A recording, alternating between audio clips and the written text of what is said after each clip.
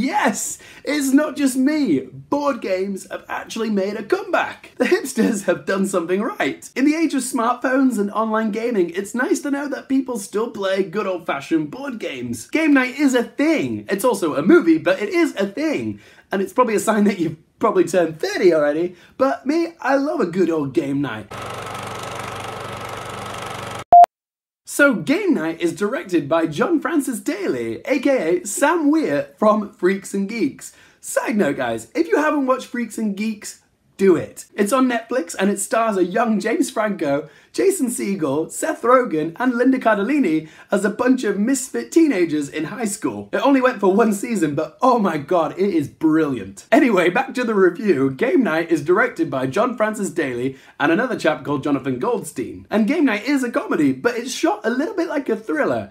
And I'll come back to that, but the plot basically is about this gameaholic couple called Max and Annie, who are played by Jason Bateman and Rachel McAdams. They host weekly game nights at their place with their friends. That guy from New Girl is one of them, as well as the guy from Unbreakable Kimmy Schmidt season 3, he's in there as well. And there's a couple others who are their wives or their girlfriends. Anyway, Max's brother Brooks, who's played by Kyle Chandler, comes to town and he invites them all over for this uber awesome game night at his place, which involves a bunch of hired actors who are going to kidnap him, and then they have to follow a trail of clues like on a scavenger hunt, and they have to find him. Anyway, it all goes tits up when Brooks's past comes back to bite him in the ass, and he's actually kidnapped for real. But the guys just think this is all part of the game, so they go along with it anyway. Unbeknownst to them that they're actually getting themselves involved in a black market hostage situation. It kind of reminded me of Tropic Thunder, you know, where the director of that movie, Steve Coogan, wants to get the best performance out of his actors, so he transports them to the jungle, and then he gets himself accidentally blown up, and then the actors just think it's all part of the setup, so yeah, they just go along with it. It's a little bit of a screwball comedy. Anyway, what delightfully surprised me about this film is how it meshed comedy and thriller elements together, and did it quite well. It mainly is a black comedy, but there are some moments where it's quite intense, but still retains an aura of silliness. It's got a pulsating electronic score, which is similar to the Safdie brothers film Good Time. The lighting as well in this film is a mixture of warm tones for the funny stuff,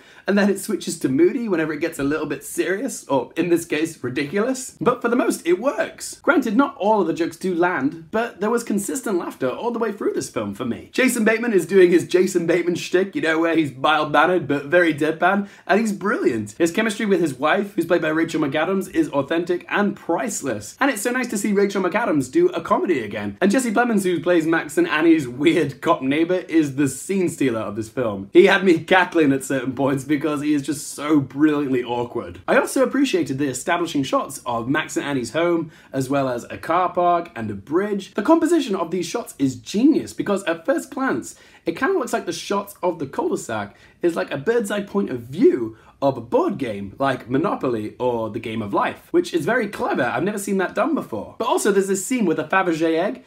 I think I said that right. Fabergé. I've said it too many times, lost all meaning. But yeah, this scene surges with excitement because all the characters are passing this delicate Fabergé egg to each other inside this house, and it looks like it's all done in one take. So yeah, it's very intense and fun because it's all shot from an interior perspective, and yeah, it was very playful camera work. Now let's talk about the faults of this film.